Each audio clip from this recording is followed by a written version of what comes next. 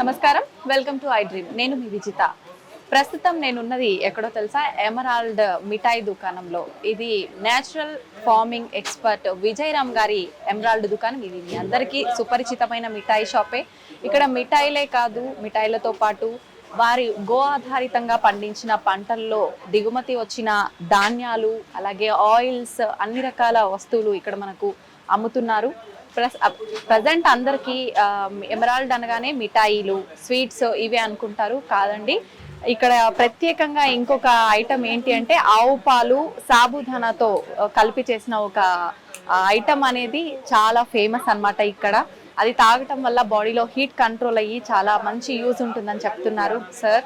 అలాగే ఇక్కడ ఉండే స్వీట్స్ అన్నీ కూడా కెమికల్ లేకుండా, సిల్వర్ కోటింగ్ పేపర్ అనేది లేకుండా చాలా నాణ్యంగా మంచి స్వచ్ఛమైన నెయ్యితో తయారు చేసి, ఆవు పాలతో తయారు చేసిన స్వీట్స్ దొరుకుతాయని సార్ మాటల్లోనే విన్నాము.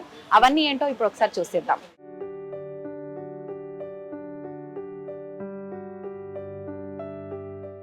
ఇవి నానబెట్టామనుకోండి, 4 రోజుల్లో వీటిలోంచి మొలకలు వస్తాయి.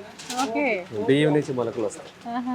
పూర్వనాము నివారణి, కాలక్రమంలో నవారా అంటున్నారు. అంటే ఏ జబ్బునే నివారిస్తుంది. ఇవి మనం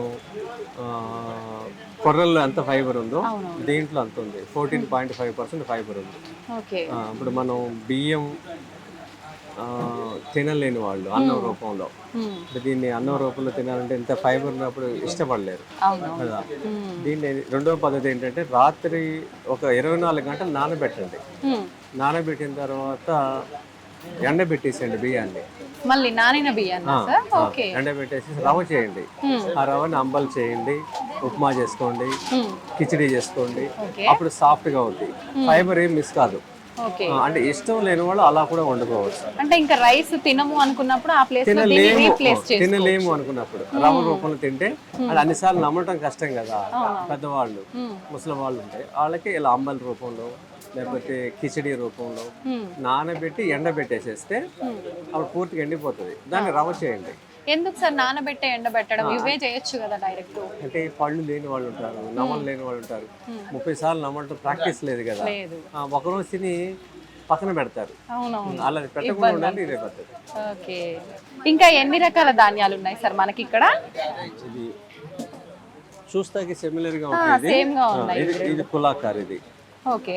ఇది గర్భిణీలకి చాలా మంచిది. మీరు ఇందాక రక్తహీనత మంచిది. దీంట్లో జింక్ కూడా ఉంటుంది, ఐరన్ ఉంటుంది, ఫైబర్ ఉంటుంది 10 to 12%. దాంట్లో 14.5% ఉంటుంది. దీంట్లో 10 to 12% ఉంటుంది. ఇవి పంట కాలం కూడా తక్కువ, 110 days లో వచ్చేస్తుంది. ఖరీఫ్ రవి కూడా చేసుకోవచ్చు. ఇది కూడా అంతే.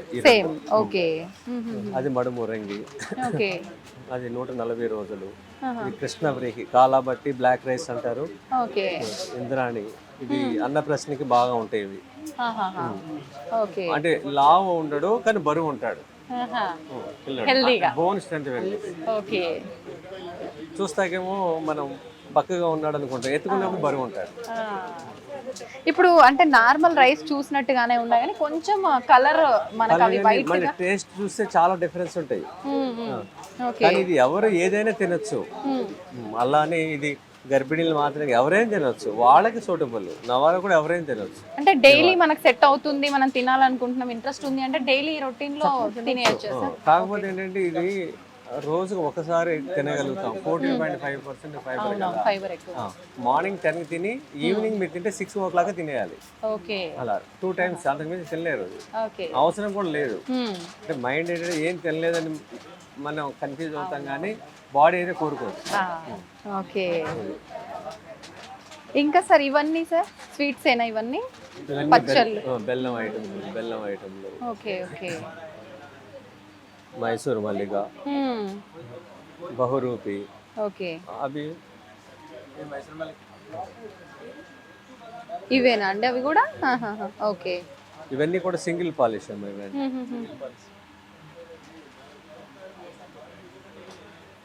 జనరల్ గా అంటే మనకు ఎమరాల్డ్ అనగానే స్వీట్ షాప్ మిఠాయి దుకాణం అనే సార్. ఇప్పుడు ధాన్యం అమ్మటం ఎప్పటి నుంచి స్టార్ట్ చేశారు? ఇది స్టార్ట్ చేసి 10 ఏళ్ళు అవుతుందండి. 10 ఏళ్ళు అవుతుంది. అంటే మనం ఎప్పుడైతే మనం సాధన చేసి తింటున్నామో అప్పటి నుంచి 10-12 ఏళ్ళు అయిపోయింది. ఓకే. ఇప్పుడు కొన్ని మిఠాయిలు కూడా తగ్గించేసాం. ఎందుకని సార్? ఈ సేల్ పెరగడం. మిఠాయి సమాజానికి అవసరం లేదు, మా జీవనాధారం. ఓకే. కానీ అది తినకపోయినా ఏం కాదు, ఇది తినకపోతే ప్రమాదం. Right sir. ఎందుకంటే సమాజానికి ఇది ఇవ్వాలి. ఎందుకంటే ఇప్పుడు మా షాపు సగం కిరాణా షాప్ అయింది, సగం మిఠాయి షాప్ అయింది. ఓకే. పోన్లేండి సార్, ఆరోగ్యంగా ఉండడం కోసమే కదా. దీన్ని ఎక్కువ ప్రాధాన్యత ఇస్తుంది. ఇంకా మీద కూడా దీన్నే పెంచుతాం ఎక్కువగా. ఇది అవసరం అమ్మా, మిఠాయిలు అవసరం కాదు. కానీ మేము బతుకుతున్నాం కాబట్టి అమ్ముతున్నాం. అలవాటు పడిపోయారు కదా సార్, పబ్లిక్ కూడా చూస్తున్నాం చాలా మంది అలవాటు పడ్డారు. దీని వెనక 200 మంది పని వాళ్ళు ఉన్నారు, వాళ్ళు బతికించడానికి చేయాలి. మా జీవనాధారం కూడా అదే. సరే, ఇది మిఠాయి షాప్ ఉంది కాబట్టి నేను పాలెక్కర ప్రోగ్రామ్స్ వాలంటీర్గా నేను చేయగలిగా. ఆయన ప్రోగ్రామ్స్ అని నాకు ఒక సోర్స్ కావాలి, ఇంకా అది పెట్టు. కానీ మిఠాయిలో ఎక్కడ కృత్రిమ రంగులు కానీ ఏమి ఉండవు, ఫ్లేవర్స్ ఎసెన్స్ వెండి దగ్గర ఉండదు ఎక్కడ. ఇట్లా ఆవు పాలు 1000 లీటర్లు అమ్ముతాను, దేశీ ఆవు పాలు. రైతుకి 85 నుంచి 90 రూపీస్ నేను ఇస్తున్నాను బల్క్ లో. ఒకే చోట పోసినందుకు ఫార్మర్ కూడా బెనిఫిట్. ఇట్లా నేను దేశీ ఆవు. మీరు అంటే మీ దగ్గర ఉన్న గోవుల ద్వారా వచ్చే మిల్కేనా సార్? ఇంకా దీంతో పాటు ఒక 20 గోశాలకు సపోర్ట్ చేస్తున్నాను. ఓకే. ఓకే. చేసి ఇప్పుడు నాకు దగ్గరగా 1200 లీటర్లు పాలు, దేశీ ఆవు పాలు. ఇలా ఈ ఫార్మర్స్ కూడా వీటిల్లో 85% ఫార్మర్కి వెళ్తాయి పేమెంట్. ఓకే. దీంట్లో డైలీ 85,000 రూపాయలు ఒక రైతుకి వెళ్తాయి ఎవ్రీడే. అంటే 1,00,000 రూపాయలు ఏదంటే 85,000 వాళ్ళకి వెళ్తాయి. అలాగే పాల ద్వారా కూడా వెళ్తాయి. దీనివల్ల రైతులు ఇంకో ఎకరం సేద్యం పెంచుతున్నారు. అలాగే కారము మీద కూడా ఎక్కువ పనిచేస్తున్నాం, పసుపు మీద. నల్గొండలో గద్వాల్లో కూడా రైతులను పెంచుతున్నాము. మీ నల్గొండలో కూడా పెంచుతున్నాము. గద్వాల్లో శ్రీను అని నా దగ్గర 5 ఏళ్ళు పనిచేశాడు. అతని దగ్గర కూడా ఈ మిర్చిని, అంటే మిర్చి ద్వారానే ఎక్కువ క్యాన్సర్ వస్తుంది. ఈ మధ్య చూస్తున్నాం మిర్చికి రంగులు ఒకటి కదండి, దగ్గరగా 10 to 15 టైమ్స్ స్ప్రే చేస్తారు. ఆ లేయర్స్ అన్ని దాని మీద ఉంటాయి, దాన్ని అలా కారం చేసి అమ్ముతున్నారు. క్యాన్సర్ రావడానికి వల్ల 99% మిర్చి పౌడర్ మన సమాజంలో. అందుకని ఈ క్యాన్సర్ తగ్గాలన్నా మనం మిర్చిని రైతుని ప్రోత్సహించాలనేది ప్రయత్నం చేస్తాం.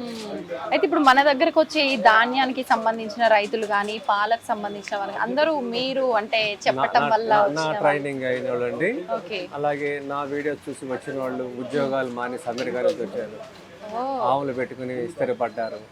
అక్కడ వాళ్ళకి 10,000 వచ్చినా సరే, 10 లక్షలు వచ్చినా సరే, నాకు 1,00,000 రూపాయలు వచ్చినా పర్వాలేదు అని సంతృప్తి పడుతున్నారు. ఆవులతో ఆనందాన్ని పొందుతున్నారు. తద్వారా ఎంతో మందికి వాళ్ళు పాలు ఇస్తున్నారు. చాలా మంది ఇళ్లలో అర్ధరాత్రి పూట చిన్నపిల్లలు ఏడుపు లాగిపోయినాయి. అంటే వాళ్ళకి ఏడుస్తూ ఉంటారు, ప్యాకెట్ పాలు తాగి కడుపు నొప్పి అని. అవన్నీ తగ్గి వాళ్ళకి ఫ్యామిలీ డాక్టర్ సమస్యలు లేవు. ఇవన్నీ వాళ్ళు చెప్తారు, పేరెంట్స్ చెప్తున్నారు. వాళ్ళు ఎక్స్పీరియన్స్ చేసి చెప్పిన రిజల్ట్. పిల్లల్ని తీసుకొస్తారు, పాలకి అంతా కూడా పిల్లల్ని తీసుకొస్తారు, ఆవుకి దండం పెట్టిస్తారు.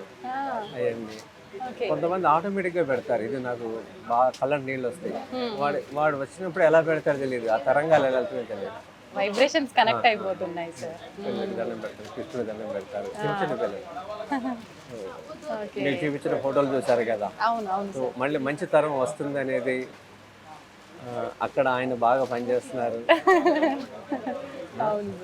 ఒకే మనిషి దేశం కోసం ఇంత కష్టపడుతున్నాడు కదా, మంచి రోజులు వస్తాయని.